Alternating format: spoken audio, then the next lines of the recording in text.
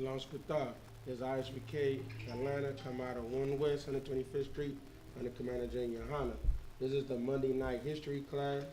Today we're going to go over Labor Day. Try to go over some of this history of Labor Day. First off, can any of you brothers can read for me?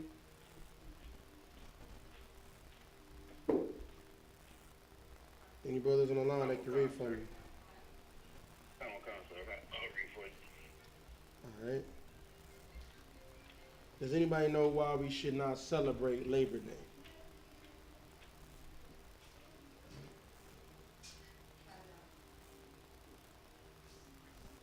Anybody know why we shouldn't celebrate Labor Day? Sir. Go ahead. Because it's an oppressor's day. It's it's the oppressor's day. It's a pagan holiday. Exactly, it's a pagan holiday. So we should never be celebrating Labor Day, any of these so-called holidays. All of these holidays are in service of something that's not has nothing to do with being an Israelite, right? Go to Amos 5:21 for me. Do anybody know? Does anybody know why we even do like? Anybody know like the history of these days? Like, why do we go and barbecue and do all of this stuff on Labor Day and whatever holidays? Anybody know why we do this?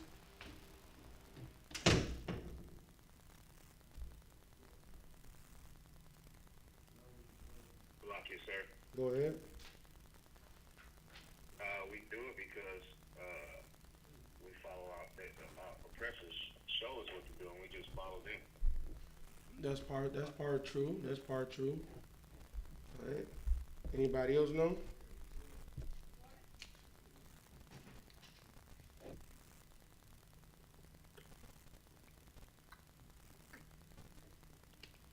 Okay. All right. We can break it down as basically back in the slave times. Back in the slave times, right? When they realized like we all know that our oppressor, he's a cunning hunter, right? That's all throughout the Bible, right? He's cunning, right? So he like every place had slavery. Every nation had slaves, right? Every nation had slaves. But he was the most diabolical one, right? So everything that he did was for the money, right? So when he went and started doing the holidays, making us celebrate these holidays, it was so that we can have, it was like another day off. So then now we can barbecue. So then it makes us like, because he knew how black people are. They knew our history, man. They knew that we did feast days, right? And it's interesting on how our feast days almost coincide with the days that we have, our oppressors' holidays, right? That's because they took all of their holidays that they make from the Bible, right? They took it from us. They took our culture. They took everything that we did and they made it for them, right?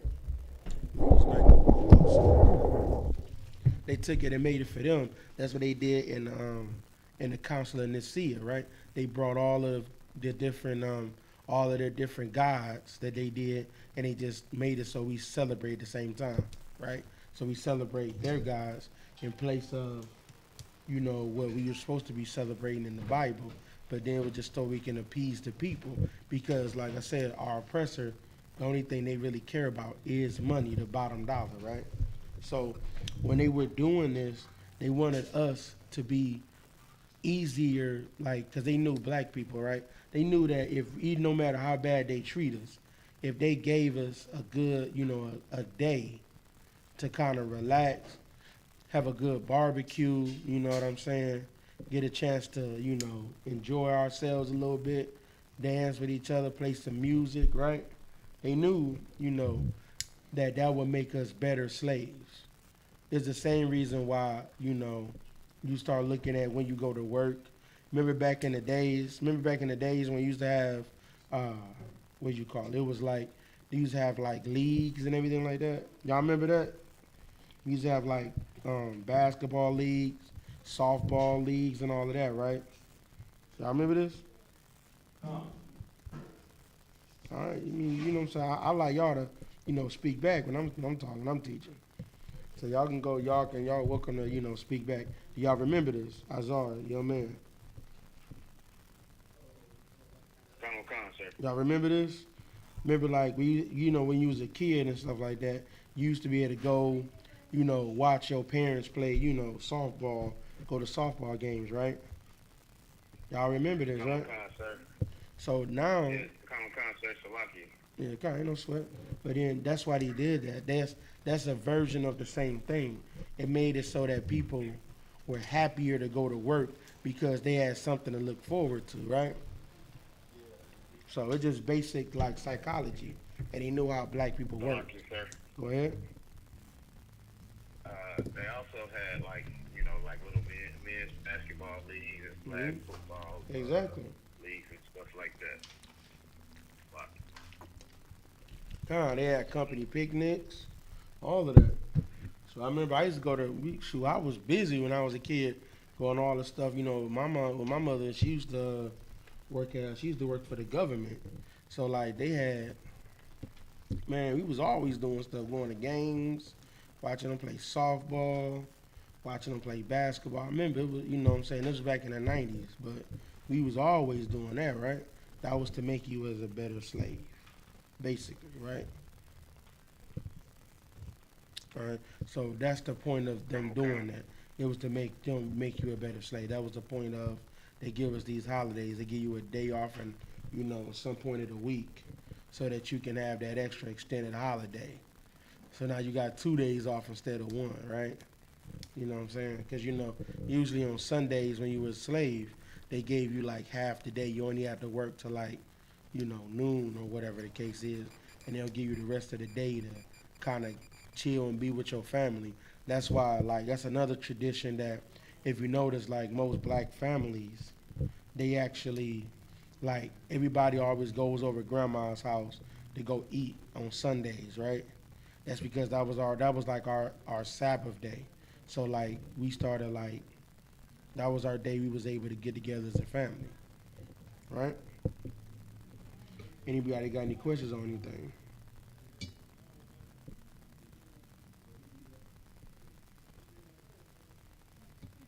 sir. No questions? All right. Let me do this.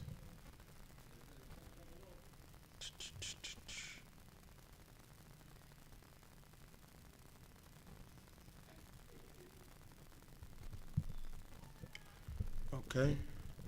Go to the book of Exodus 1:1. All right. Well, I'm sorry, not one, not the first verse. Go to verse 7, Exodus 1:7. Can somebody read that for me? Salaki, sir. What was the verse again? Exodus 1:7.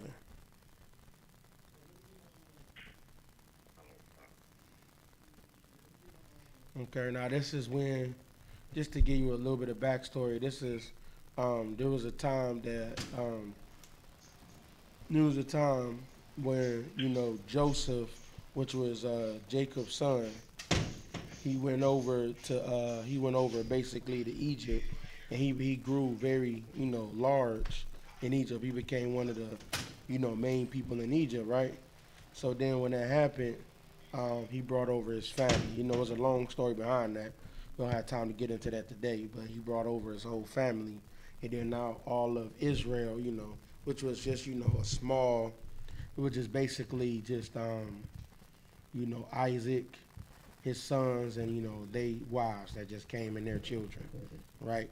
And he brought all of them into Egypt, and we were, living good in Egypt, right? Because Joseph did so many good things for the Pharaoh in Egypt, right? So go ahead and read there, verse 7. Khan, sir. The book of Exodus, chapter 1 and verse 7. And the children of Israel were fruitful and increased abundantly, and multiplied, and waxed exceeding mighty, and the land was filled with them. So we did good in Egypt, right? We did good because we had a famine in Israel, right? So we did pretty good in Egypt. We was living good, had the good life, right? Keep going. Khan, verse 8.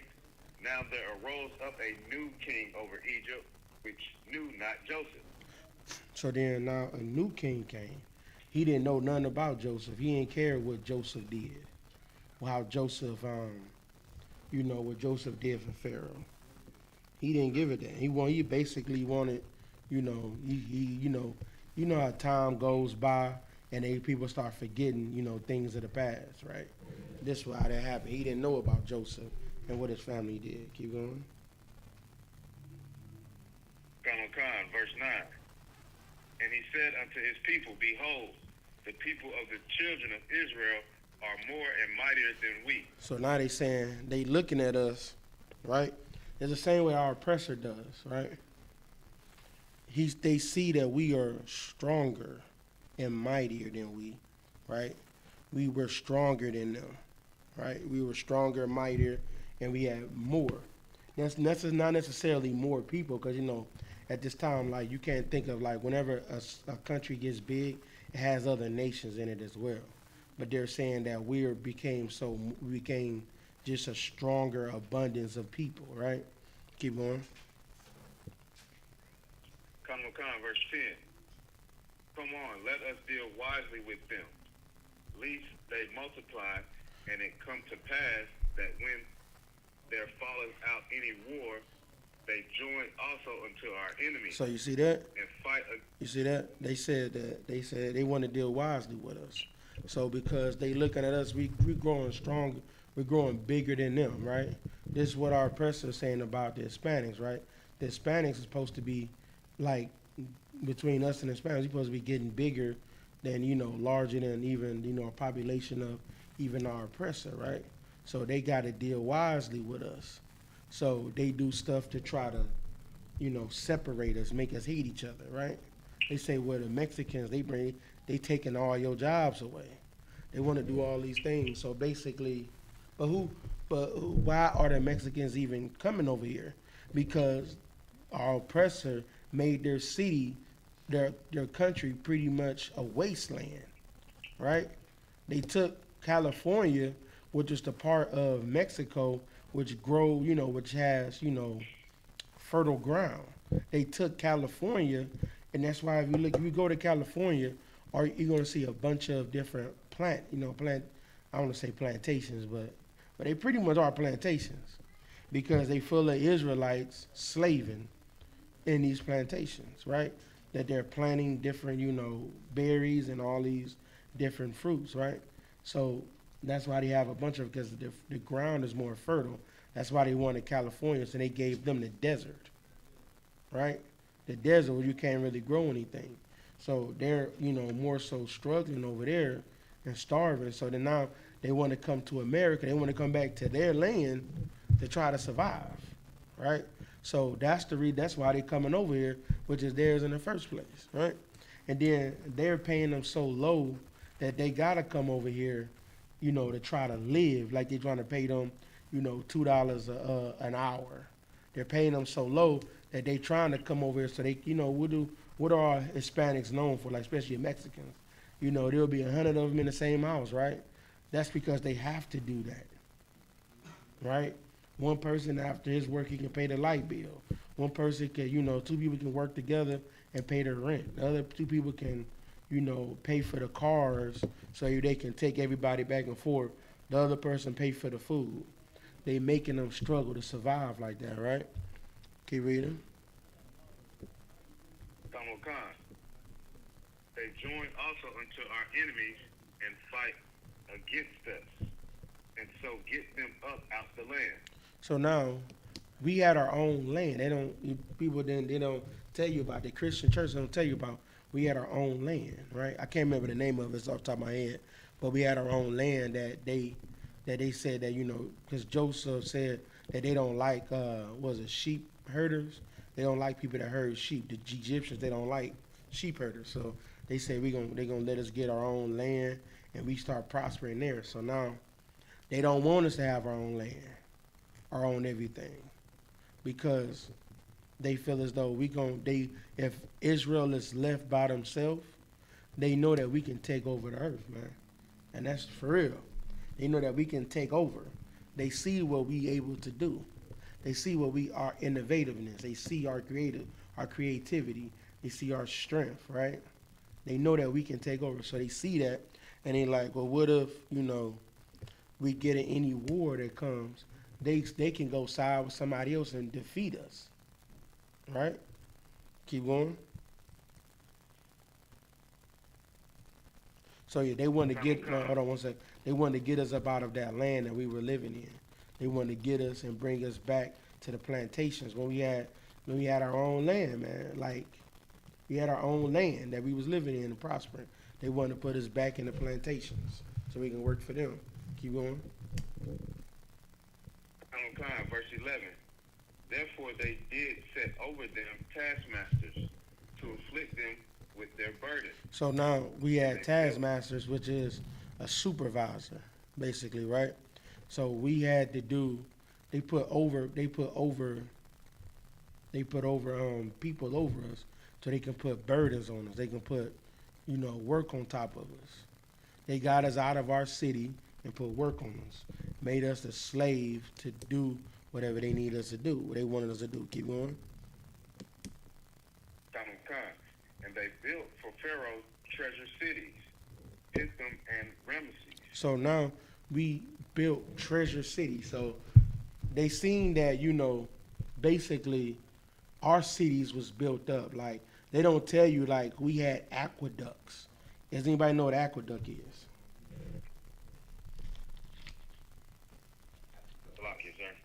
Was that in the posh? Aqueducts. Mm-hmm. Like a underground tunnel. Yeah, it's kind of like almost like a sewer. Yeah. Yeah, Kind. We had our own like sewer system, but aqueduct is more like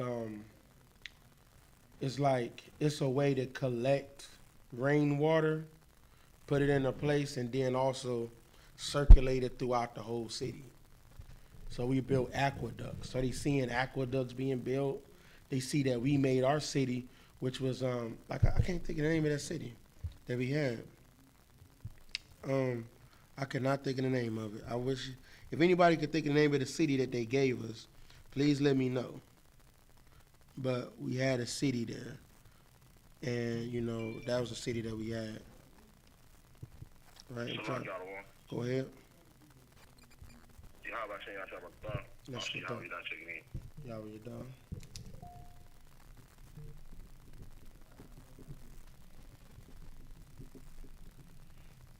Okay. Does anybody know that city that we Does anybody know the name of the city that we had in Egypt?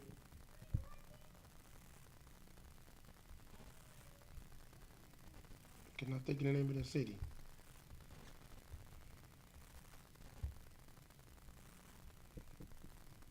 All right. Well, anyway, basically, go ahead. The land of Goshen. That's it, Goshen. That's the name of the city.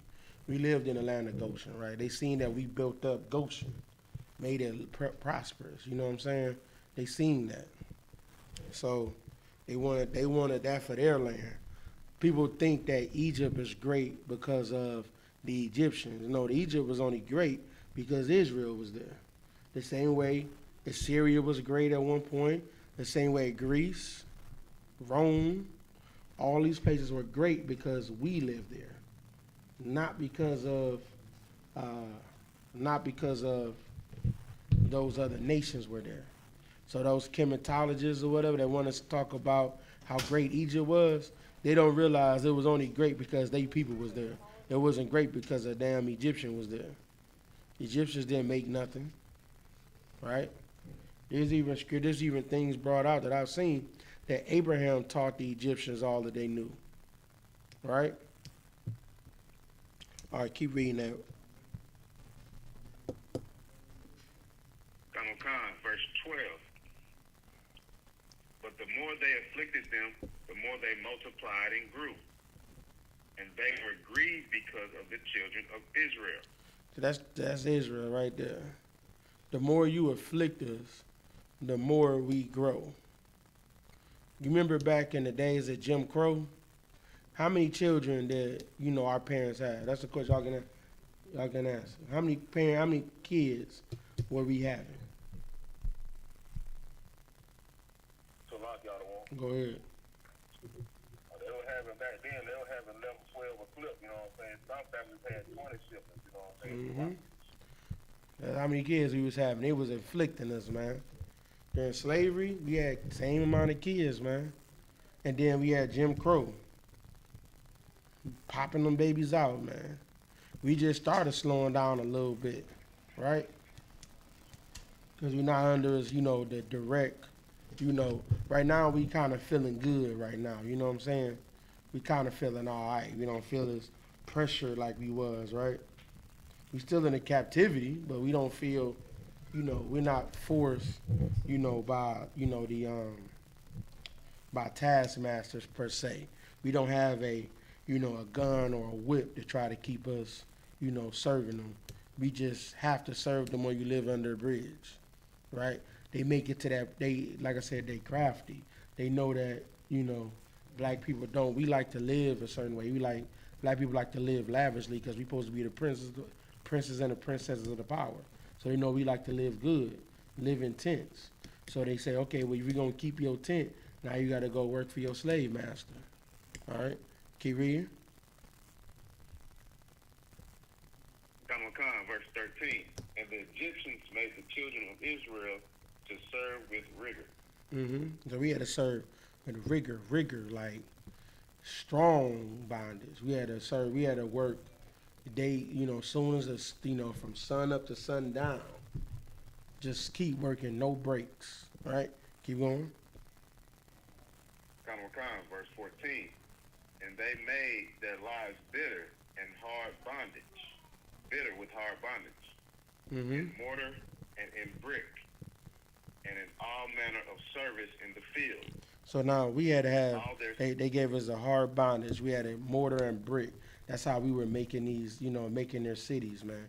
With mortar and brick, putting it together, making bricks and putting all together, putting the bricks on the ground, laying, like black people, we were always brick masons, right? So we were laying down the brick, making the pathways and all of that, right? Keep going.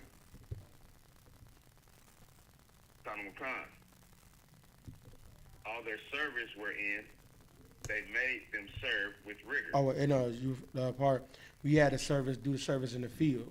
So that means they knew that we were husbandry men, right?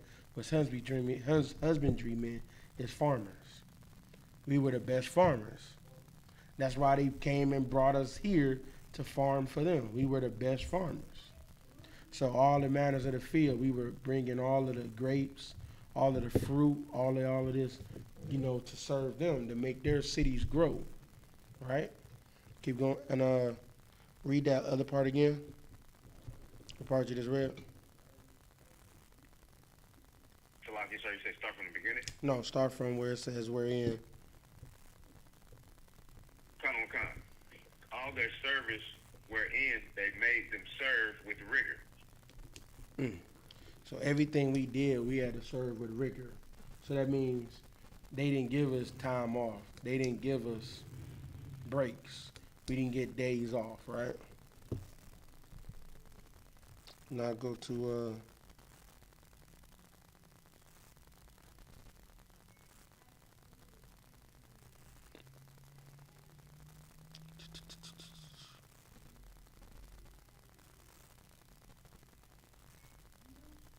okay.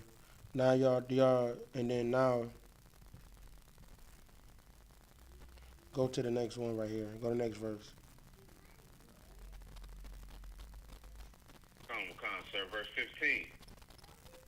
And the king of Egypt spake to the Hebrew midwives, of which the names of the one was Shipporah, and the name of the other was Puah. Keep going. Verse 16. And he said, when ye do the office of the midwife to the Hebrew woman, and see them upon the stools, if it be a son, then ye shall kill him. But if it be a daughter, then she shall live. Anybody know why he wanted to kill the men? Anybody want to take a guess? Lafayette, the other one. Go ahead. He wanted to kill the men because they knew that carried the Hebrew lineage. God, get that brother hand. Get that brother hand. All right. So even the Egyptians, with them always trying to say I love the woman, the Egyptians they wanted to kill the men because they knew that they carried the seed, right? They knew that that's what a nation was, and if you just lay with the woman, now that woman becomes your nation, right? Everything that comes out of that woman is your nation of people. So they wanted to keep them. They didn't want to keep the Hebrew boys, the Hebrew men. They wanted to try to grow them out because they know, okay, put this in real life, right? Put this in real life. It's easier to, if you have, let's say if you have a rulership, right? Is it easier as a king to rule over a bunch of women or men?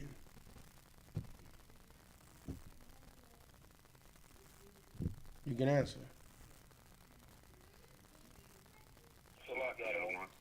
Go ahead, y'all ready to die? It's easier to rule over women, you know what I'm saying? Exactly. Exactly. Because the women are made for men, right? So the woman, if she is going to, like, when you marry this woman, get with this woman, she's going to take on what her man wants her to do. And her man would be an Egyptian, right? Because he's trying to kill off the Hebrew men. So they keep the women, though. Get rid of the men. So that we can take control over the nation. Like, what do lions do? If a lion take over that pride, he kills all of the boys. Like, they gotta go. And then he lays with all of the women. It's the same exact way. He don't let those boys live because those boys can grow up and fight him. Come take his kingdom, right? You want to get rid of them, just leave the women. Just keep the women here, right? So that we can, we can just take the women and the women going to follow us anyway. All right, keep going.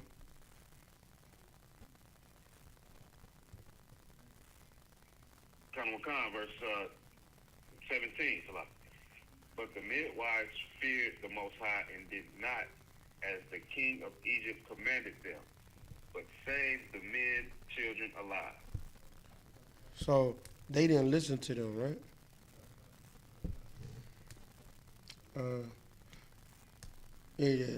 Which verse was you reading at? 17? Yeah, they didn't listen to him, right? Because they didn't want to kill the men. They didn't want to kill off their nation. They knew the strength was in their men, right? Keep going. Verse 18.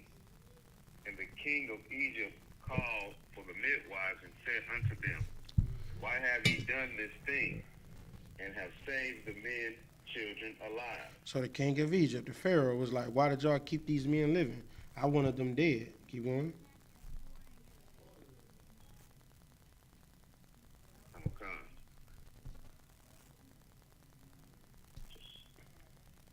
Verse 19. And the midwife said unto Pharaoh, because the Hebrew women are not as the Egyptian women, for they are lively and are delivered ere the midwives come in unto them. All right. Somebody get that definition of word error. Error. How do you spell it? A-E-R-E.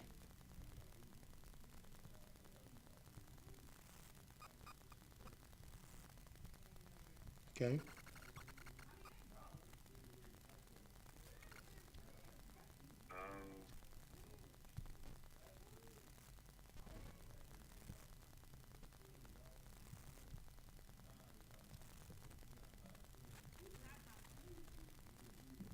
Salaki, sir. Go ahead.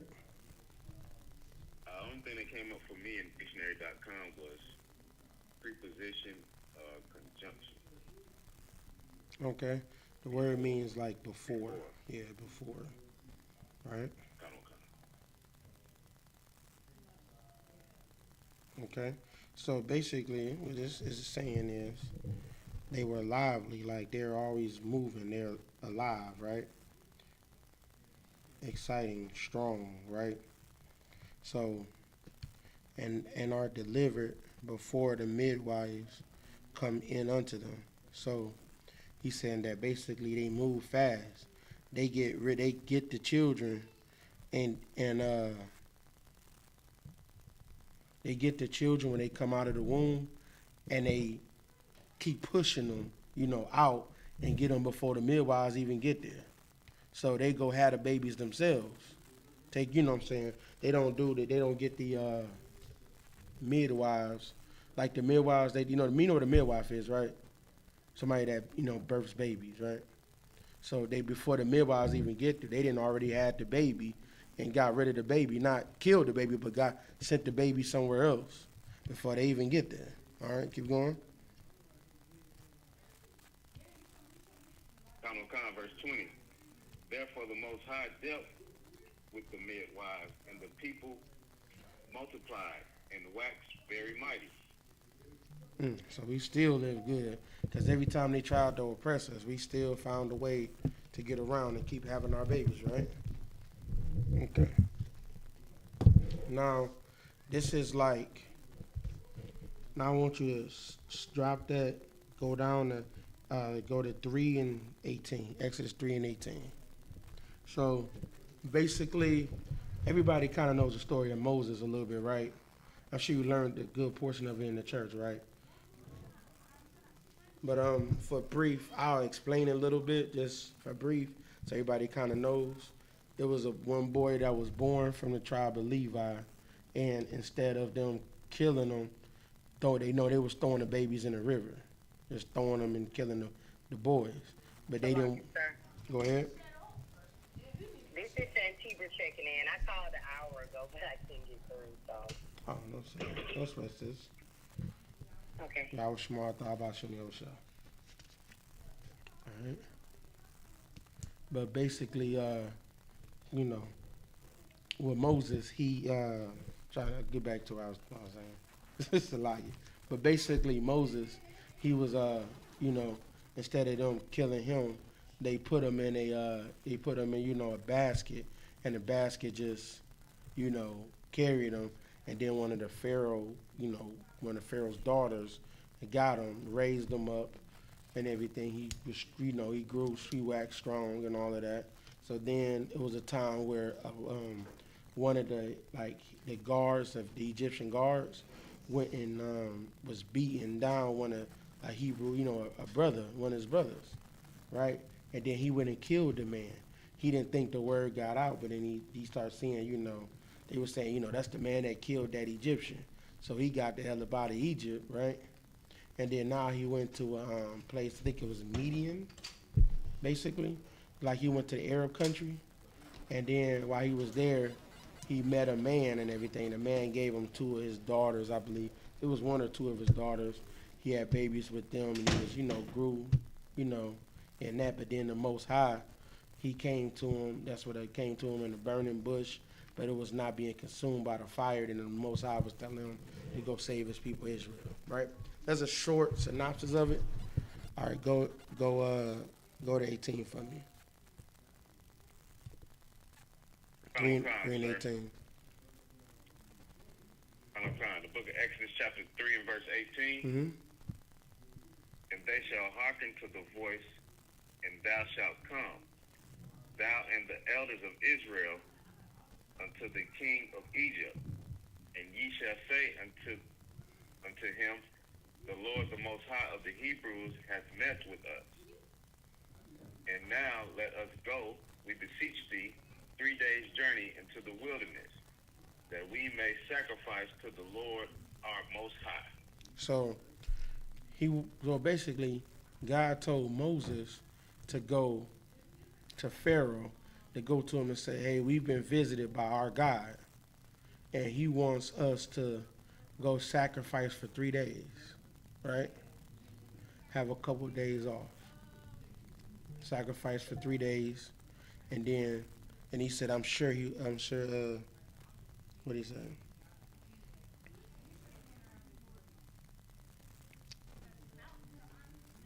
Keep reading. I read it too. Go to the next verse. Verse 19. And I am sure that the king of Egypt will not let you go. No, not by a mighty hand. So he's sure. God's saying, I'm sure he's not going to let you go, not without a mighty hand. Right? Keep going. Verse 20.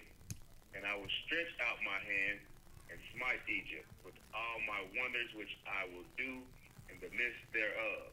And after that, he will let you go. So after that, after the Most High smite the Egyptians, that's when he's going to let them go. Keep going. Verse 21. And I will give this people favor in the sight of the Egyptian, and it shall come to pass that when ye go, ye shall not go empty. So he gonna give us favor, right? He gonna give favor in the sight of the Egyptians, right? He was saying this to basically say that we left there because the Most High, he wanted us to go down into Egypt to get strong, right? He wanted us to get strong, right? Learn what we needed to, get everything we needed to do, and then leave out of Egypt and then go to our land of Israel. Because the Most High, he doesn't want us living in Africa. He doesn't want us living in these other places. He wants the Most High. Most High wants his people to live where he wants them to live, which is the cradle of civilization, which is Israel. He wants us to live there. He doesn't want us to live in these other nations, right? All right, keep reading. Verse 22. But every woman shall borrow of her neighbor, and of her that sojourneth in her house. All right, hold on one second. Jewels of silver. You good on that? Let me drop you down some more.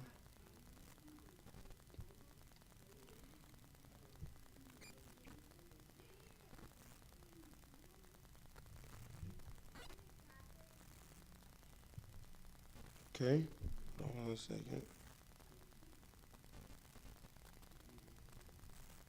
All right. So, go ahead. Slow Lord Christ. Truth is checking in. Shalom Lord Christ, huh? Sounds good. All right. So now, Moses, I'm going to speed you up a little bit ahead. So now Moses basically, after that happens, he, the Most High tells him to do some of the wonders, which is have his cane turn into a snake, put his hand in his bosom, which is just like put into a shirt and it comes out white and leprous, which shows you that Moses was a black man. He could have not been a white man because that wouldn't have been a wonder to happen if his hand went in white and came back out white. That wouldn't have been something amazing, right? So now he said to show Pharaoh, he said show the people first, that so they know that the Most High is visiting them. And then he said go with Aaron and go to Moses. So go to Exodus 5:1.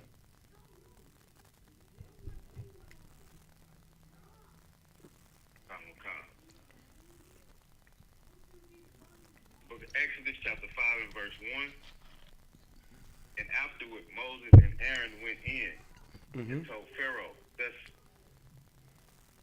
said the Lord, the Most High of Israel, let my people go, that they may hold a feast unto me in the wilderness. So he wanted to have a feast unto our God, right? In the wilderness. Go somewhere, have a feast, right? Keep reading. Verse 2. And Pharaoh said, who is the Lord that I should obey his voice to let Israel go? I know not the Lord, neither will I let Israel go. So now he said, I don't know this God of yours. I don't know the Most High. I'm not going to let Israel go. He wants us to continue because he's looking just like our oppressor. He don't like when they say that, when we say stuff like, we don't want to live in this country, right? And they said, you have oppressors telling us, well, go ahead and leave, go back to Africa. Man, if we really left to go and leave somewhere, right? They ain't gonna let us go. They don't want us to go nowhere. They understand if we took all Israel, all of the tribes of Israel, and we tried to leave and go out and do all of that, right? And go to another country, right? They gonna have a fit. They don't want their slaves to leave. You know what I'm saying? They don't want their slaves to leave. And this right here, and this, I'm not gonna go too deep in it, but this is like kind of like how Labor Day is started, right? That's how doing these holidays are done, right? We basically they give us this day off, so because he see what happens, right? They see this. These heathens, they know these stories, right? They know this. So they was like, we gotta let them go and serve their God, right? Let them serve this God that they want to serve. So now that's why they say they just change who our God is and say y'all gonna serve this white God, y'all gonna serve this Caucasian God. So it's the same exact thing because he knew that the grumblings of Israel is going to come to their God. The grumblings of Israel is going to go to the Most High, and he's going to come down and destroy this place like he did Egypt. So that's why they're trying to make these. They were making these movements and giving us these days off and everything, right? Okay. Anybody got any questions so far?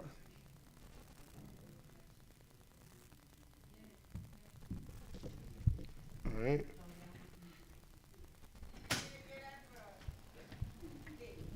Okay. Let me get a quick article so I can find it. I got it on my iPad. I got to get it to one of y'all.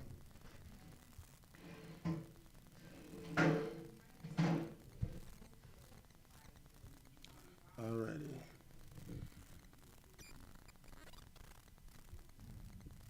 1 second.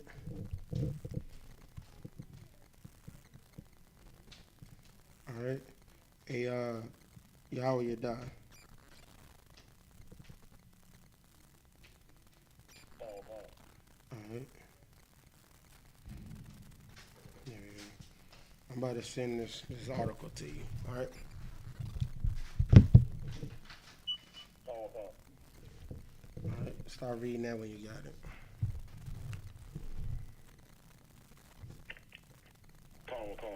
Mm-hmm. A brief history of labor, race, and solidarity. Okay. This is from the Labor Commission on Racial and Economic Justice. Okay. Racism is part of our inheritance as Americans. Every city, every state, and every region of this country has its own deep history with racism. And so does the labor movement. That's heavy right there, right? Everything has its history with racism. Everything. So all these Labor Day is basically it started as this thing in racism. All right, keep going.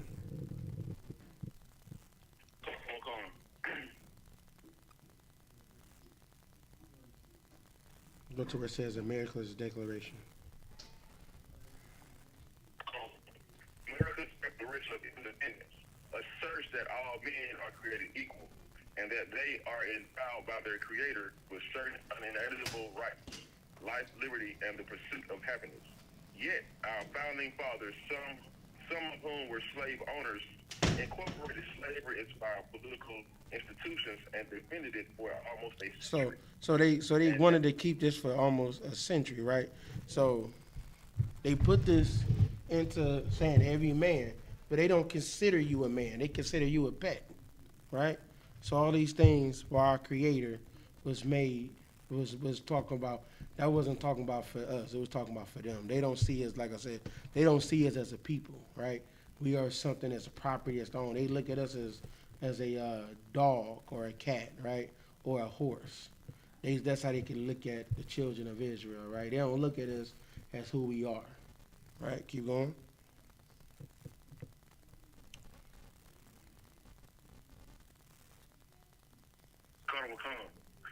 And after race and slavery was finally outlawed,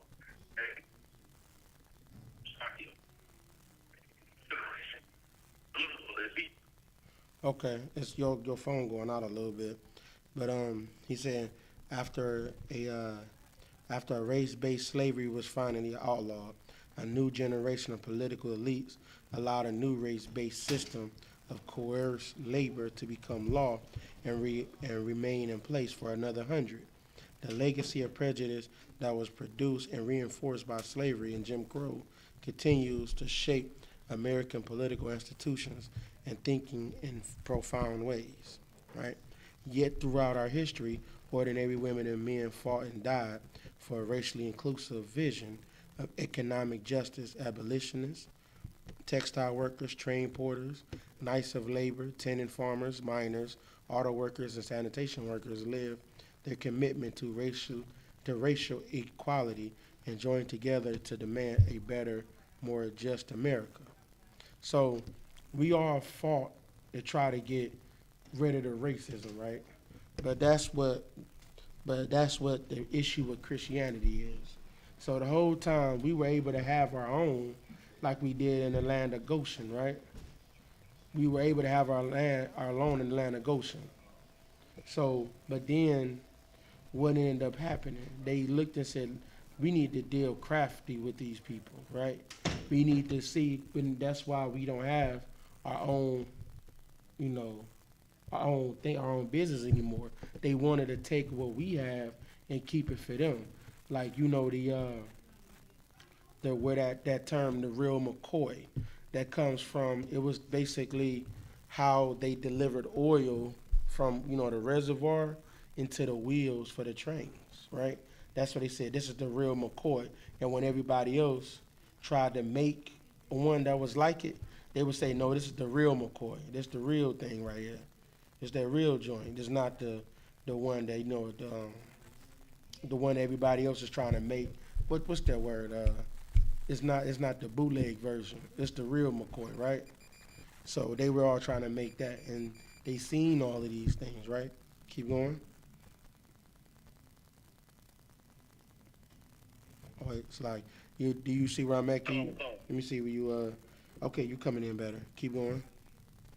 The legacy of prejudice that was produced and reinforced by slavery and Jim Crow continue to shape American politics, American political institutions, and thinking in profound ways. Okay, keep going. Yet, throughout our history, ordinary Oh no, women and go men go fought go go to the next. Go to the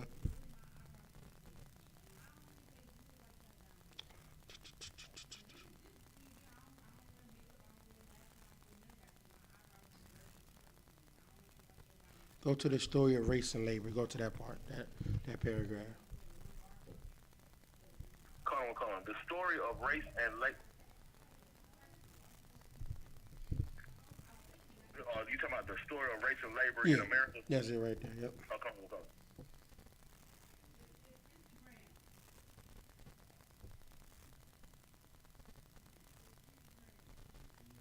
You there? Hello.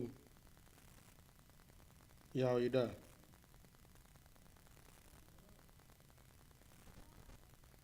Anybody else on the line? Come on. I'm still here. Okay, keep reading where it says the story of race and labor. I don't know if your phone just went off or not, but I can't hear you. Come on. The story of race and labor in America starts with the treatment of black workers in the South. Mm-hmm.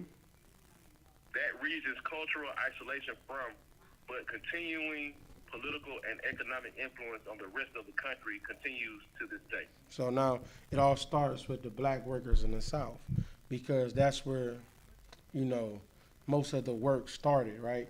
There wasn't much work like that in the North in the beginning until like the industrial age, right? We started making cars and iron and, start producing all these other things that we were shipping off to other countries. So at this time, the work began in the South because our main source of money and wealth for America came from, cotton, tobacco, what else, sugar cane, all of these different things that was shipping out to Europe and all these other countries. That was our main source of income, came from the South, right? Keep going. Con.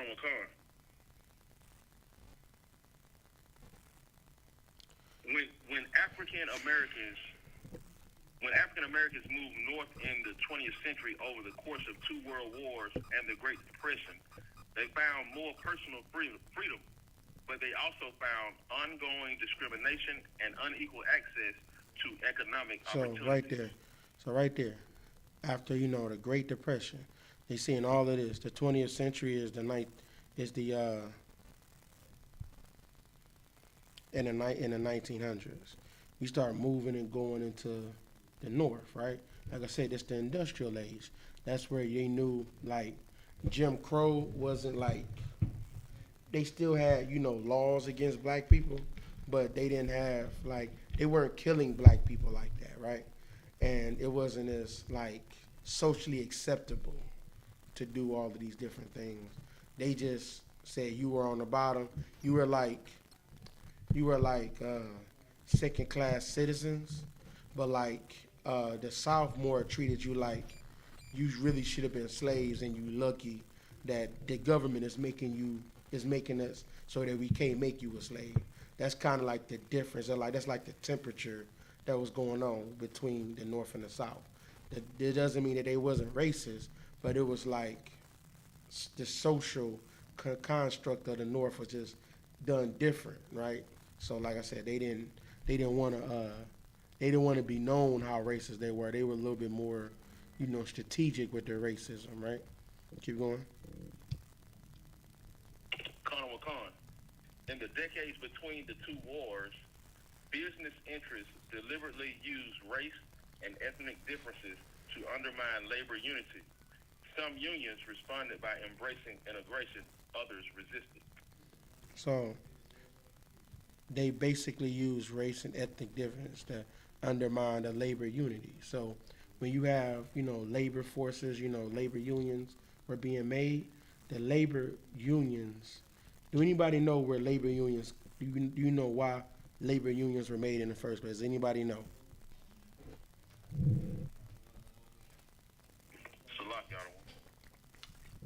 Go ahead. Unions were born based on men wanting to control their wages and how much they get paid. So they came together, they would control how much, was coming into their pockets, what I'm saying, when they get paid. So You're right, but that's not all of it. Go ahead, Azar. Kind of a concept of why I made the labor, because when we come out of slavery, we're the most highly skilled workers. Okay. We're gonna take all the jobs, we're gonna do the best jobs, so they don't want us to compete with them. So what they do is they form a union where, only whites only, right? Yep. So they're gonna keep the niggas out. So we can't compete with them and take over the nation. That's a lot about me. Some of the things they do with HOAs, a homeowners association, so they formed that to keep the niggas out too. You know what I mean? Black Hispanics, niggas out. Exactly. That's what they did. They did that so that because they seen how good and talented. Because you gotta think we were, they had, like it's a difference. So if you were forced to work, this was your job you did anyway. On top of it, you being an Israelite, right? You an Israelite, you already naturally gifted because you just Israel, right? And you add on top of it the amount of experience you had.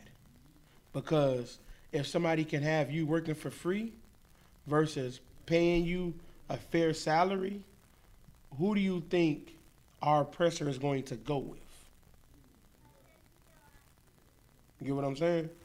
Who is you think he's going to go with? See, like, our oppressor, he hates us, right? But the thing with him, he loves money more than he hates us. So we were coming in doing it on a tenth of what their own people were doing, right? And it's like, because the people that were actually in control were the big corporations, like Ford, GM, right? These were the large corporations that were actually in control. So we didn't, like if you notice, black people, we didn't work for small businesses. Your uncles worked for GM. Your grandfathers, they worked for Ford Motor Company, right? They didn't work. They worked for the large corporations. They didn't work for somebody that had this printing shop down the street. They didn't work for those people because those people was racist. They didn't let them work there. But we were able to get in with those large companies because they knew the black people were highly skilled and they can get us at a cheaper wage. So then white people got together, started making these unions, getting them together, and then they started pressing so that they couldn't hire any more black people, right? But we're gonna keep going into it. Keep going. Come on, come on.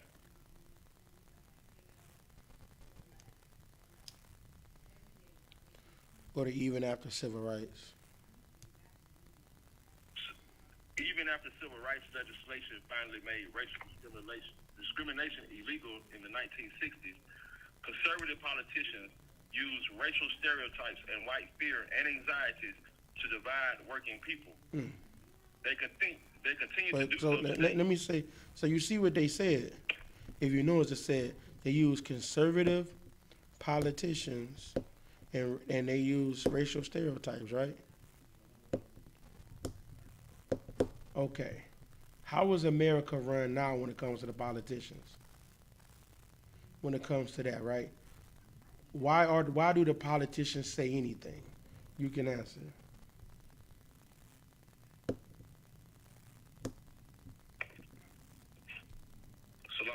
Go ahead. Because it forwards their agenda, Shalakia. But that's not what I'm looking for. Anybody else know why do politicians say anything? Shalakia, sir. Go ahead. Shalakia, out of one. Go ahead, young man Charles. I would say they say anything because they want to get your vote so they can make more money. You close. And stay in the government to make decisions. You close. You right there on it. But I want more than that. Go ahead. Because of people like a corporation like Coca-Cola. Because I ran to it down at the port working down in Savannah. Corporation like at the hotels and stuff.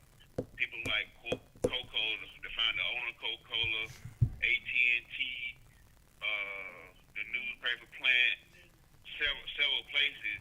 The reason politicians got in there because these major corporations and stuff, the people at the paper mills, they need politicians' pocket. Well, they putting the political people in their pocket. I mean, paying them under the table and stuff like that. Get that brother hand. Exactly what I was looking for. Get that brother hand. Exactly what I was looking for. They are bought and paid for. So when everybody thought that Coca-Cola, Ford Motor Company, all these other places loved them, right? They really were conspiring against them at the same time, right?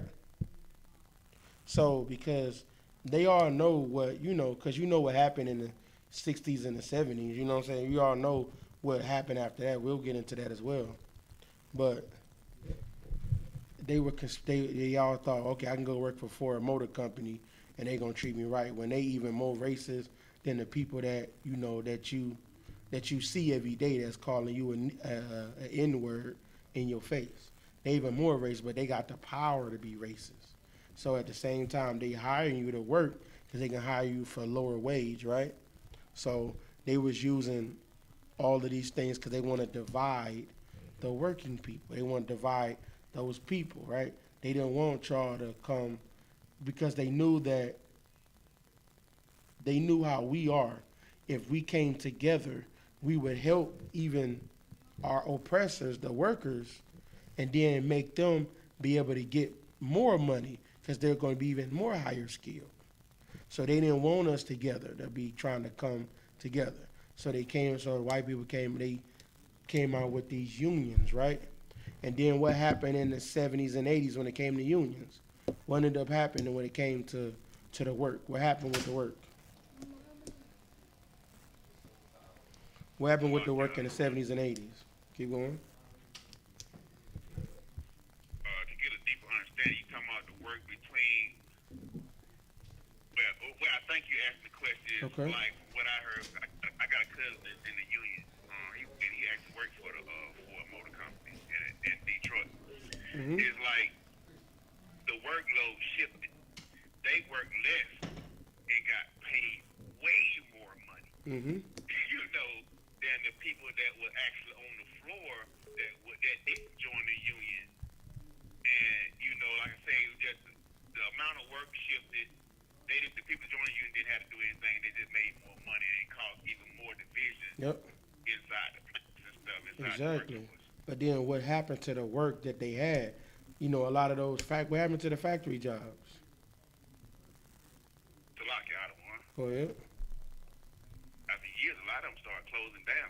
And when you look up there like Chicago and, like I said, places like Detroit, that's how a lot of those big industrial places start declining, start being emptied out and stuff like that and become those run down, industrial neighborhoods, so to speak.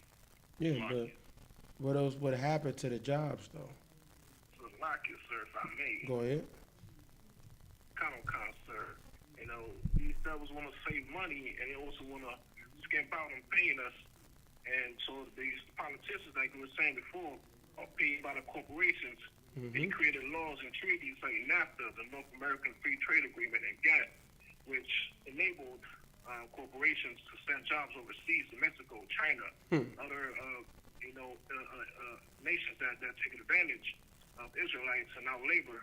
So we produce items for 10 cents an hour or a week, and we get to pay for Exactly. over here for 5 months and all that. Get that brother in. Get that brother in. That's what happened to our jobs, right? That's just one of them. Our jobs also started getting replaced by robots and computers, right? That was the beginning of it. So they was like, okay, y'all want to unionize and try to demand higher amounts of money? Well, I'm going to send all of your jobs overseas. So they still wicked, even though they put it in for it to be the unions. Because here's what you got to think. How does it look in newspapers? Because you got to think, who pays for all of this? Do you not think that these corporations don't pay the newspapers for a good, press? You think they don't do this? They pay the newspaper, say, hey, we support the union, right? We support these union jobs, giving it to more Americans, right? Higher wages and more for more Americans, right? They know this. That's what they're doing, right? So then now they get more press. Their company gets even bigger. More people like their company. It's like I heard one time on a show.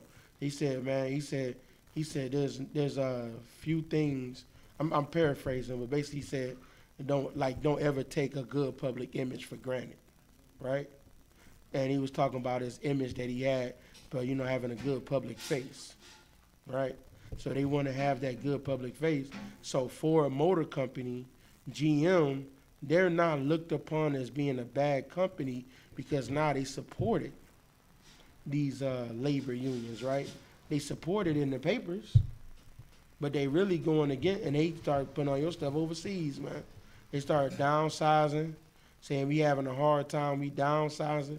But they not having a hard time. They just wanted more profit, right? All right, let me see here.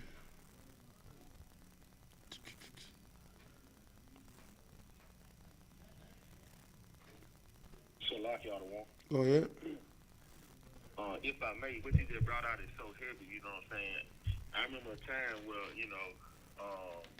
the vehicles and cars that we would buy, you know what I'm saying, back in the day, how they would last, you know what I'm saying, how parts were, they would last longer, you know what I'm saying, because they were made by Israelites. And when they shipped all the jobs outside of America, you know what I'm saying, now, you know what I'm saying, you get these vehicles that's supposed to be American vehicles, you know what I'm saying, pretty much made from nothing. You know what I'm saying? And they tear up easily on you, quickly on you, because they're not made by people who know what to do, you know what I'm saying? The blacks, Hispanics, and Native Americans, a lot. Exactly. It used to be made, with good parts, good, because it was made by men that knew what they, like you said, and knew what they were doing. Like right now, you can't even find a good mechanic, right? Do you know of a good mechanic anywhere? This is done on purpose. You don't have good mechanics because, for one, they stopped training people. Like in the 80s, they started slowing down training people on how to be mechanics, woodworkers, all of these things here, so they can outsource it to other people, other countries, and make, and pay them less and get more money and profit, right? That's what, like, a lot of these labor things start coming into effect on that. What was I about to say?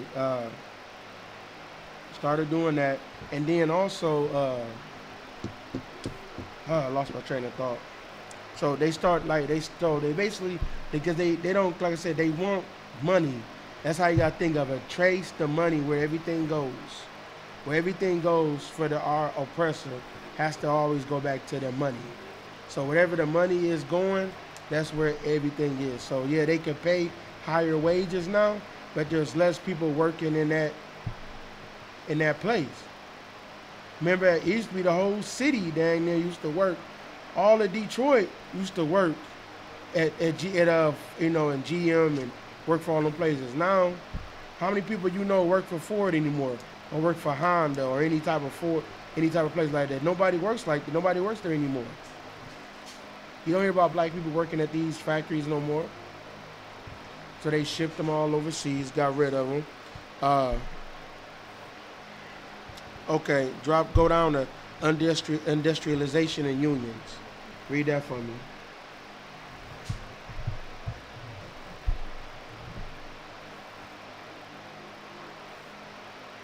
Can y'all still hear me? Hold on. Okay. Industrialization and unions. In the rest of the country, the Civil War economy increased the pace of industrialization and unleashed a new spirit of acquisition and accumulation. Mm-hmm. Under regulated capitalism, the ruthless reaped greatest rewards. Carnegie, Vanderbilt, Morgan, and Rockefeller monopolized whole industry: steel, railroads, finance, and oil. They built large industrial works that reached across using force, fraud, and unscrupulous business practices. They crushed competitors. So these are your large corporations. These aren't the only ones though. These are just the few. Andrew Carnegie, the Vanderbilts, Morgan, just J.P. Morgan, and Rockefeller. Rockefeller was over oil, right? All of these, these are just like big name families, right? So don't think that, Tom Ford was one of them too, right? The person over GM was one of them too. All of them, they was all in it together, right? So they started crushing competitors. They were trying to gain control over everything. They didn't have good business practices. They didn't care about the working conditions. Go look and see the working conditions of a lot of the coal miners, the railroad workers. They were dying by the, dying down there every day. They didn't care about them dying. They were just trying to push profits back into their pocket, right? Keep going.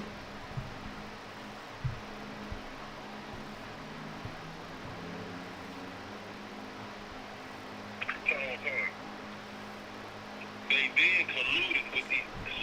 then colluded with each other to control the cost of production and the prices charged to consumers. So now they got together. They got together and started, colluding. So that now they can, because they were the big guys on the block. They got together and started saying, okay, for when we buy these supplies, you got to give us this price for these supplies. This what you got to give us. Otherwise, you lose out on all of the business that we have, right? Keep going. Openly buying Stop. Where is that? Stop. Read that again. By pitching. So they openly bought politicians. Openly. They didn't even care that you knew they was buying politicians, right? Keep going.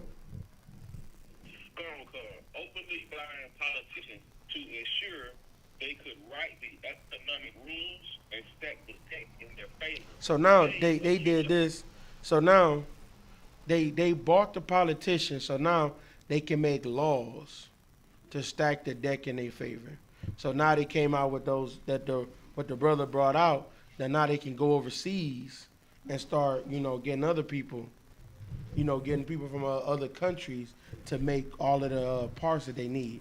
Like now, like I said earlier, like you can't even have a good mechanic now because they don't sell parts really anymore. Like they don't sell everything is like it's like a whole piece, right? If one thing goes bad, like if you're trying to think of an example. I just had one. I think I just said the one that just went. But if like your power, like this for example, your power steering pump goes out. Used to be able to just change out the power steering pump, right? Now they got different parts and they all connected and come together. So now if you change out the power steering pump, you gotta change out, I ain't a mechanic, but you gotta change out the pump, you gotta change out the whole system now, right? So then now they can get more money, more profits, while they still getting those products from overseas because that's where they got all of the manufacturing going now. That's why like now, the one thing that's like in short supply is parts because they're not, when China and all of those countries was, shut down because of COVID, they stopped shipping the parts over here. So now it's a giant parts shortage for like all the manufacturing parts, right? That's the reason why. Keep going.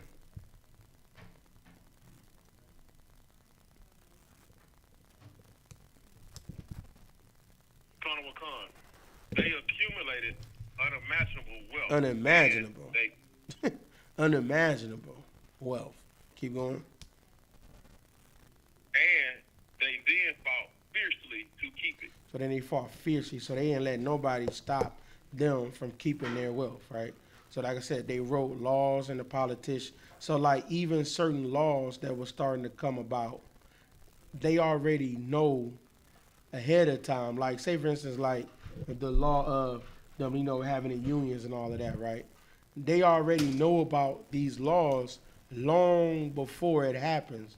So now they can structure their business to take full advantage of those laws because they already know the laws are coming in place.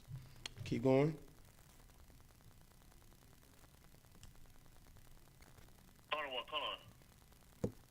In the second half of the 19th century, immigrants from Ireland, Italy, and Europe, and Eastern Europe, crowded into tenements in Boston, Chicago, New York, and Philadelphia, while Chinese immigrants were herded into Chinatowns in San Francisco. Immigrants were consigned to large, dangerous factories and paid wages that fluctuated with regular recessions, making them ripe for union organizing and all manner of radical ideas like a 40-hour work week and rising wages. So now they put all of those people into like, Ireland, the Irish. Like, the Irish hate black people, right? Like that's why Irish people are always police officers. Most police officers are Irish, right? They start putting them all together, making them work. So now they were doing dangerous work, pay wages, like it will fluctuate. So like, during our peak season, we'll pay you a little bit more. Our other seasons, we'll pay you less. Our droughts will pay you less money, right? So they start coming up with different things. 40-hour work week, that's a radical idea. Some people don't even want to work 40 damn hours, right? They say that's a long time to work. But that was a radical thing to only work 40 hours in a week. These people was working, 6-7 days a week. 10, 12-hour days, right? Keep going.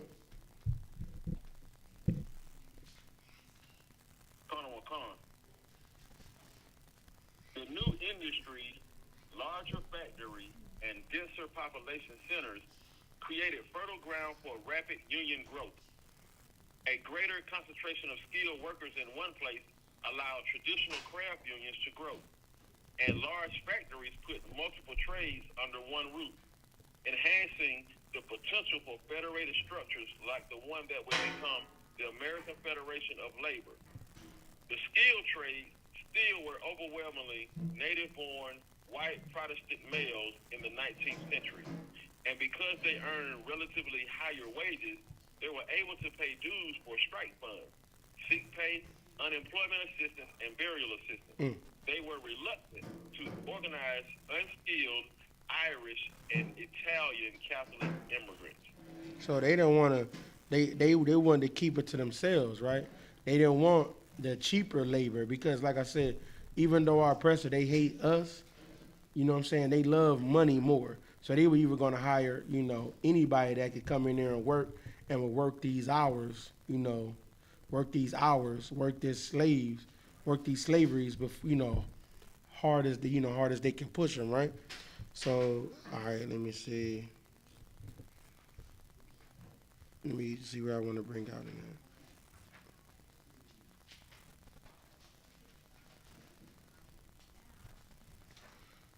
Go to Black Workers Move North.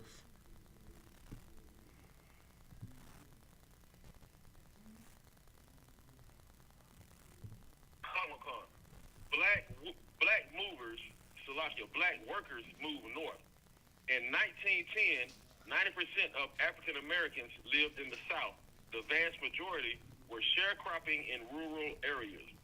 But hostilities in Europe had almost stopped the flow of white workers to northern factories, while increasing the demand for product from munitions and weapons manufacturing.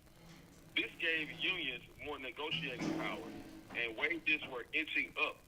So employers started recruiting black workers from the South as strike breakers and replacement workers. About 500,000 black workers moved to Chicago, Detroit, Ohio, Philadelphia, and St. Louis between 1910 and 1920. So wages started coming up because, we was getting ready to go to war. So now they have, in their hand, the law of supply and demand. They needed more workers than they had. So now they had to pay more money because they needed things, munitions and weapons, right? Keep going.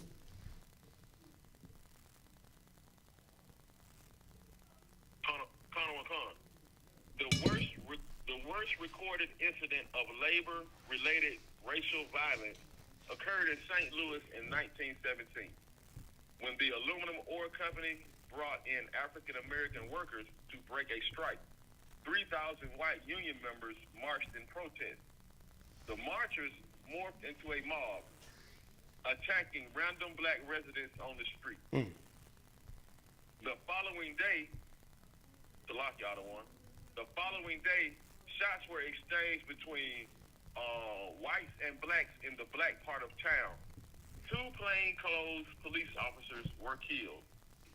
When the news got out, roving white mobs rampaged through black East St. Louis, burning homes and businesses and assaulting men, women, and children. Between 100 and 200 black working people died, and 6,000 were left homeless. It foreshadowed things to come. Y'all hear that? So now, because they mad, they brought in black people to try to, because these workers, they didn't want to work. They wanted to get higher wages. So black people, they wanted us to come in and go work. So do you see how this all is structured? They use, remember we said in the beginning earlier, they use white people's fear, right? They use and prejudices. So they turn the media so that they hate us. But who's hiring the people? Y'all see what I'm saying? Who's hiring them?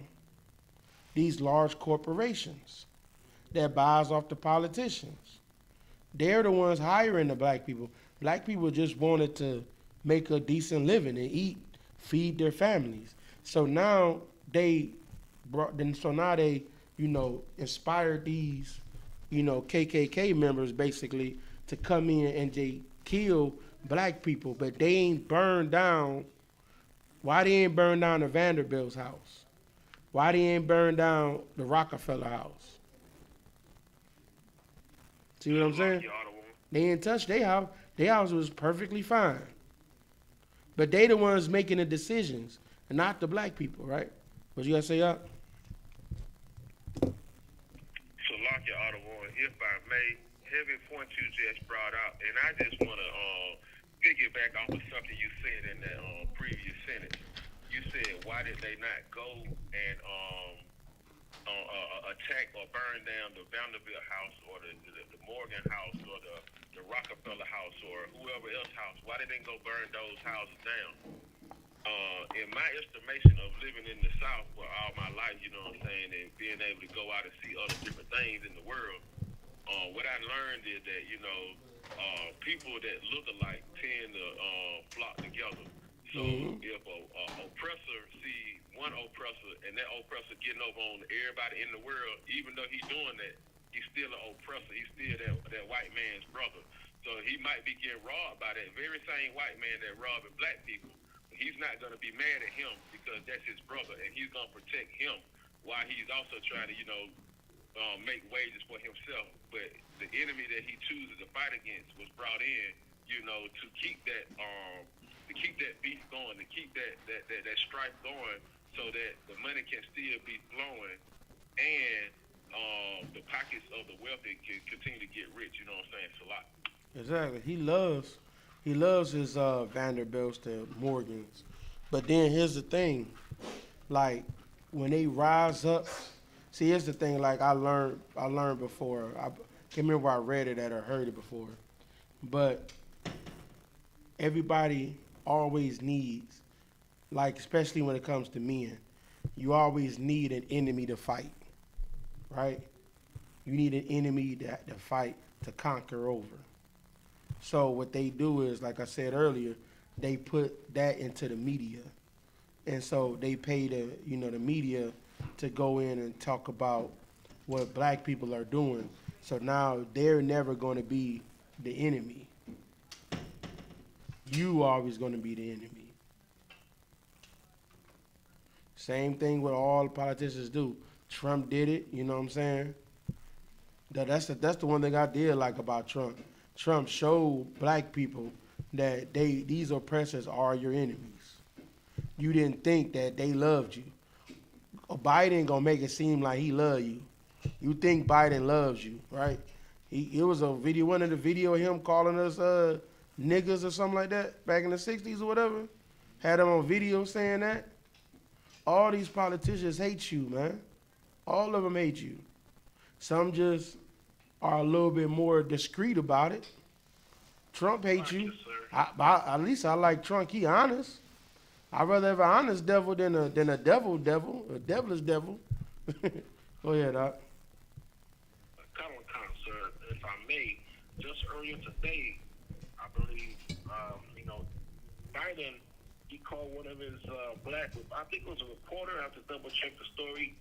He called one of his correspondents, he called them boys. He didn't call them bounty. He called them, what's going on, boy? And so, he about to catch some heat for that too. People say he's losing his mind. He's pressing the devil, about to speak for him. Okay. Damn right. So he show you that he don't love you either. Keep going. What you about to say? Salaki Audemars, did he just say Biden said that today, Salaki? Biden said that. He don't like black people either. Everybody think he like black people because he try to pander to black people, but that's how easily fooled we are. They try to paint, they are racist, but what they do is they got to give people an enemy, man. They made Trump your enemy and made it seem like they're your friend, right? That's just the same thing, like, when you got like when you get arrested, right? What do? They do the good cop, bad cop, right? They got to give somebody they got to make somebody your enemy. The bad cop is going to be your enemy, and the other cop going to be your friend. And that's like an effective method to get somebody to tell the truth and, and can get themselves convicted, right? The good cop, bad cop, right? So they're doing good cop, good politician, bad politician. So they make Trump make like he hates you when all of them hate you. There is no difference between Trump or Biden. There's literally no difference, except for Biden. It's just a little bit more conservative on what he says. Trump, the first thing he thinks of, he telling you, like he tell, they talk about. He said bleach can kill the coronavirus. He said he got people out here injecting themselves with bleach into their bloodstream so they don't get COVID. So you know what I'm saying? He just say the first thing that comes to his mind. He don't have no filter on his mouth. That's the only thing difference between Biden and Trump. They both probably hang out. When all is said and done, they probably play golf together, right? All right, got about a few more minutes.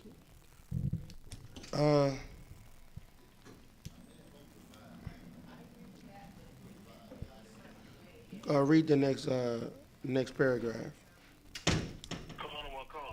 A year later, 4 million soldiers returned from World War I.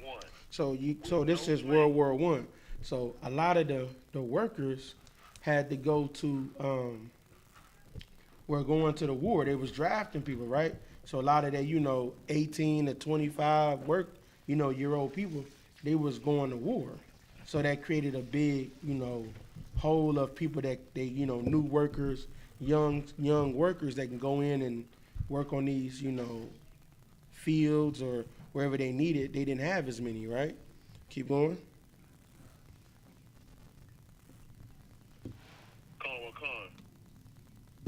With no plan for absorbing them into the economy, unemployment rose rapidly. Both white and black veterans felt betrayed. In the Red Summer of 1919, 38 separate race riots occurred, all of them white mobs attacking black. The worst riot occurred in Chicago after a black youth was stoned for swimming into the white part. Salakia. Read that. Salakia, all the one out. Salakia. After a black youth was stoned for swimming into the white part of the lake. The white part of the damn lake. How do you have a white part of a lake? Explain that to me. The white part of a lake. Go ahead.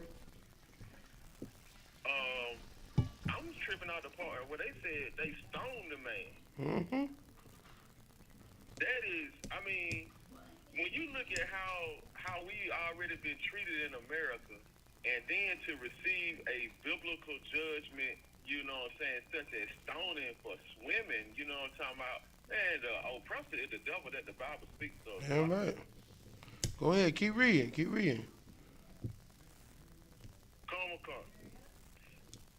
Irish and black gangs battled each other for 13 days. 13 days. Irish and blacks. That's why most Irish people, like I said, are police officers, right? Because they hired, like if you, I think the general brought it out one time, that their music that they play in the parades is Irish music. Because they knew that Irish people hated black people, right? So they always put them in charge over us. They became the taskmasters, right? They became our taskmasters. Keep going.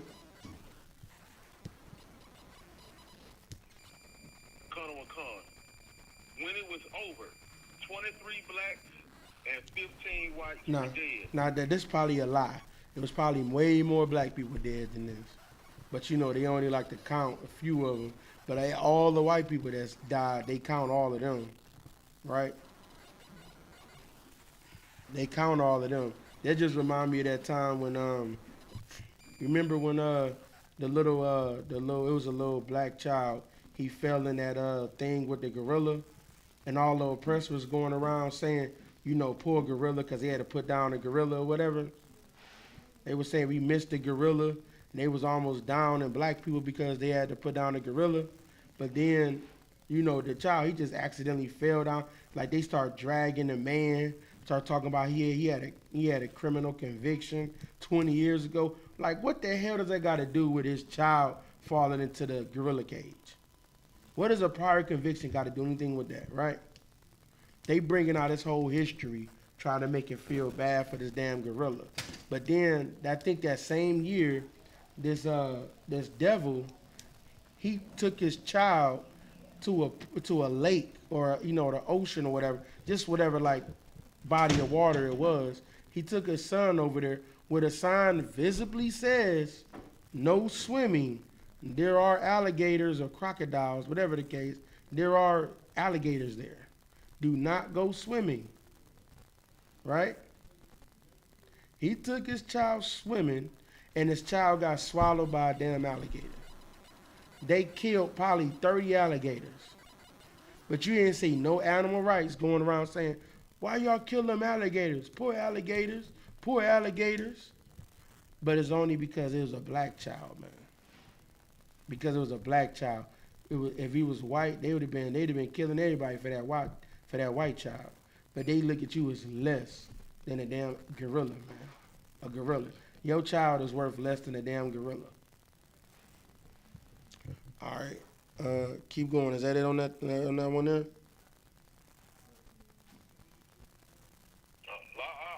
Keep going.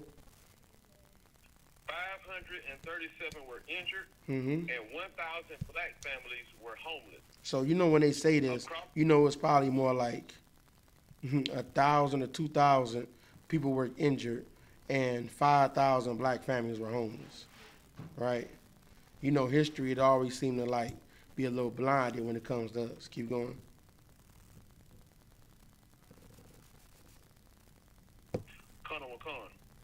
The attorney, Salakia, across the country, more than 100 people died that summer, while scores of black homes and businesses were destroyed. So they're going with 100 people, more than 100 people.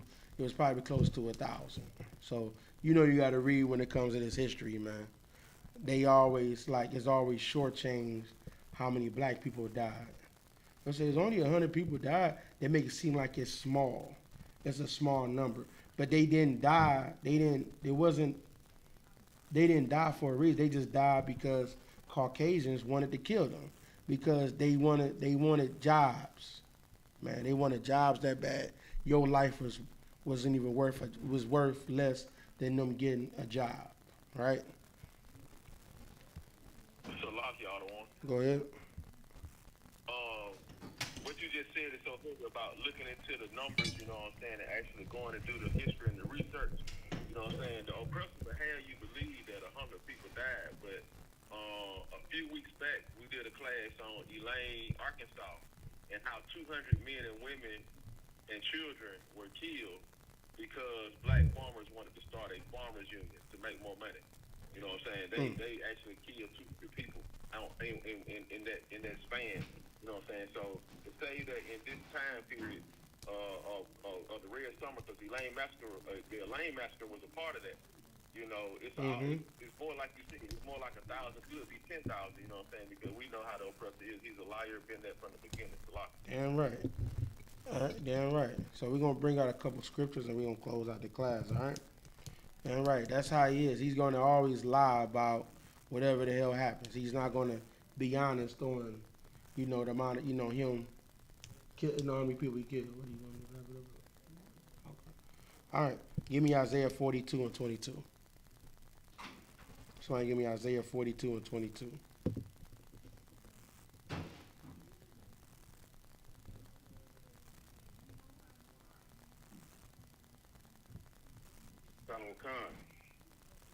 Book of Isaiah, chapter 42 and verse 22. Mm-hmm. But this is a people robbed and spoiled. They are all of them snared and hold. So now we are robbed and spoiled. We robbed of everything that we do. Everything that we bring to some place, we get robbed of it. I mentioned before, the Egyptians got credit for what we did in Egypt. We get robbed of that,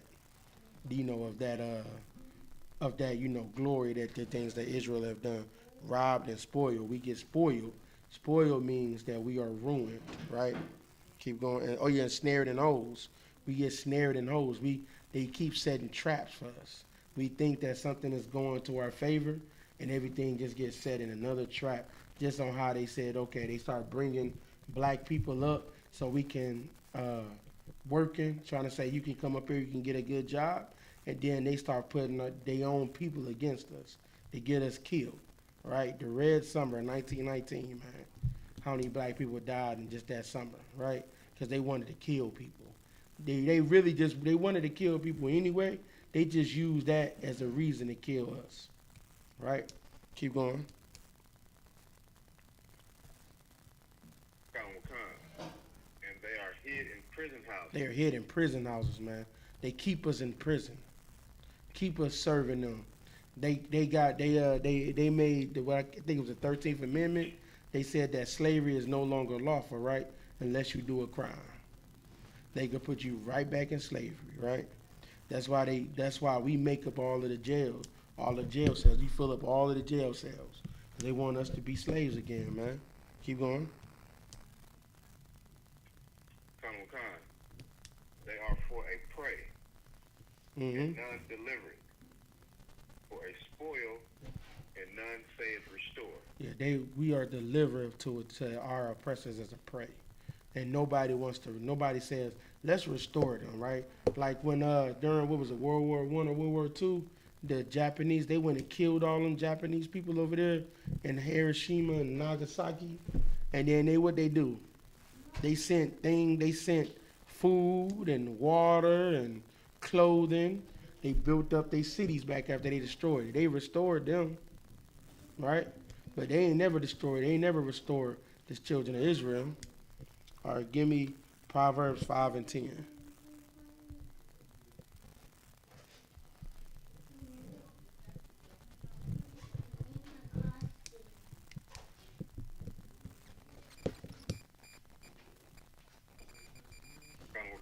Book of Proverbs, chapter 5 and verse 10.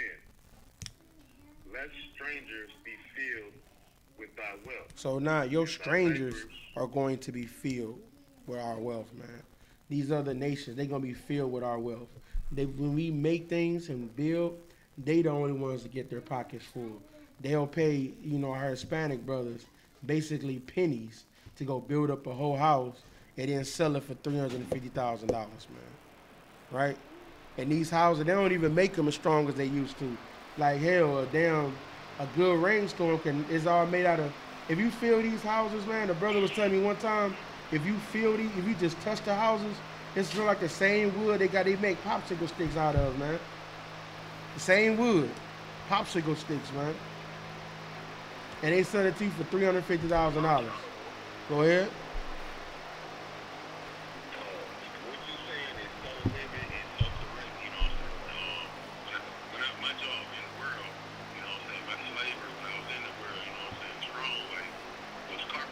Mm-hmm. Framing up houses was what I started doing. You know what I'm saying? That's how I came into that business. And the house is made and the material that's used, you know what I'm saying, it really sad the way that building materials are created and the way they're used compared to what they were in the 1800s. You know what I'm saying? In the 1800s, it's still houses standing from the 1800s. Exactly. Go in there and look at the framework of it, you know what I'm saying? And the timber that was used, you know what I'm saying? It was it had a better quality, you know what I'm saying? Come. Getting out now, you can't, the stuff that you get now, it's meant to last you a certain amount of time so that you can come back and buy some more. Exactly. It's meant to be there 20, 30 years. You get done paying for that mortgage, you go get another one, right? They used to give you land in them houses too. You don't get, man, you get you get the same as much as you get in your apartment. Like a townhouse. They give you the same amount of land and you paying $250,000 for this house, right? Read the rest of that.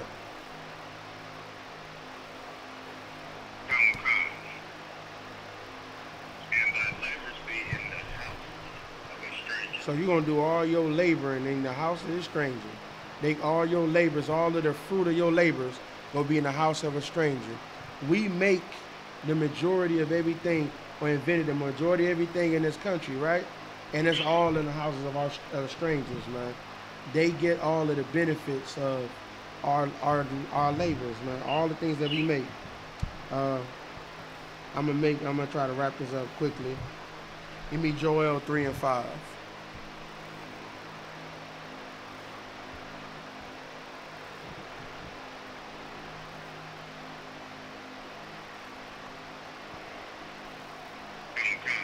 Go ahead. The book of Joel, chapter 3, verse 5.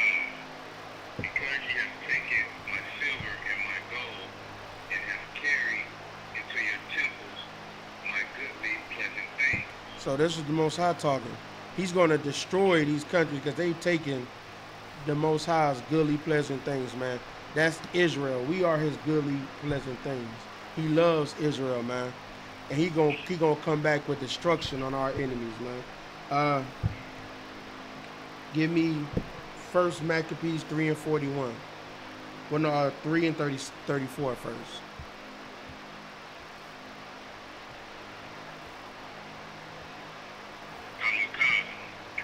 book of 1 Maccabees, chapter 3, verse 34.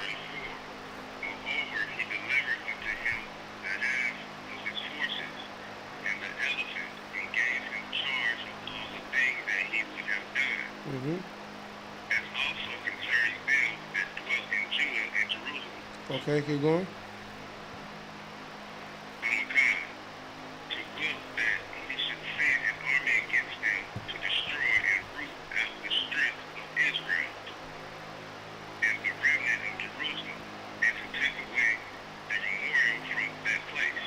So now this man here, Antiochus, right? He wanted to come and destroy Israel. So he took his forces and did all of that, all this to Israel, right? He sent an army. He wanted to destroy the strength. He wanted to destroy the men, try to destroy all of that what we made in Israel. You know what I'm saying? So that he can, basically take us over. And go to verse 41 for me. The book of 1 Maccabees, chapter 3, verse 41. And the merchants of the country, hearing the fame of them, took silver and gold very much, servants, and came into the camp to buy the children of Israel for slaves. They came into this camp. They heard the fame all this of Israel, right? They took silver and gold and then came to buy Israel for slaves, man. Keep going. A power also of Syria and of the land of the Philistines joined themselves unto them. So, man, they took Israel. They wanted us to be slaves. They heard how good we were at building all these other nations, man. They wanted you to be their slaves to build up their nations. And then, I think it should be the last one right here. Let me see.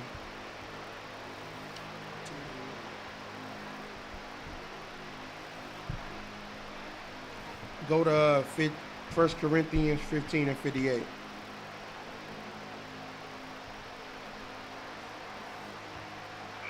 That's the last scripture.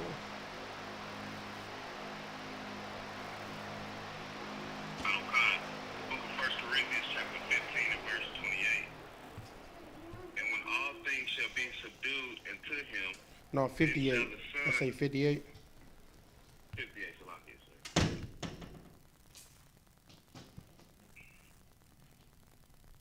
Book of 1 Corinthians, chapter 15 and verse 58. Therefore, my beloved brethren, be ye steadfast, unmovable, always abounding in the work of the Lord. Abounding in the work of the Lord. That means like you always be steadfast, be I'm trying to think what's a good way to say steadfast. Be diligent, you know what I'm saying? Unmovable. Don't let nobody move you off your square, man. Right? Always abounding, always doing more in the work of the Lord. Keep going.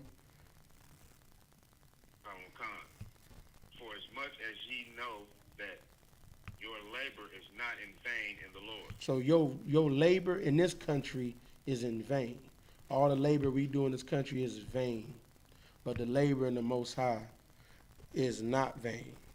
That's why we focus our efforts on doing labor here, right?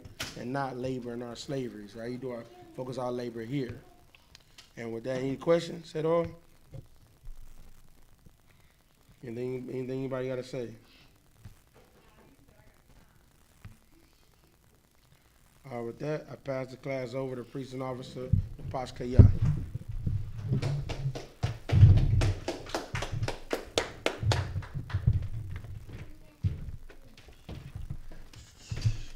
Well, this is the I.S.U.P.K security announcements. With the I.S.U.P.K start at 125th Street, Harlem, New York, room for a new brother and sister. When a new brother and sister comes into the school, they are limited for 6 months. They are here to be saluted only. They are here to set themselves of the world. If they need transportation, the teacher will arrange it. After 6 months, if a brother or sister has an interest in a particular person, he or she must get permission from the head to speak to a brother or sister. There's another 6 months in which the brother and sister will court each other. After this 6-month period, the brother and sister will get permission from the head to marry. TITHES, which is the commandment, the book of Numbers, chapter 18, verse 21, and the book of Malachi, chapter 3, verse 8 to 10. My Ishra, that means 10 in the Hebrew. 10% of every penny of any increase the Lord gives you, give to the church department or teacher. Priest fund. Free will offer for priest not mandatory. Whatsoever might you like to give. The next holy convocation as next Monday coming up is the Feast of the Blowing of Trumpets. It'll be next Monday, sundown. If anybody wants to be a trooper in the school, start wearing all black, boot, shirt, pant, headband, and scarf. With that, we give a curse salute to the men. All right, men, Israel, Mitem, Sabat, Amitem, Barak, Yahweh Shem Yahshabbatah, Yahbatah, Sar. Just the same. Give one curse salute to the sister in the class. Men Israel, Amitem Sabat, Amitem, Barak, Yahweh Shema El Thon Ba'Shem Yahshah. Yahweh Matah, your hands down, class is missed.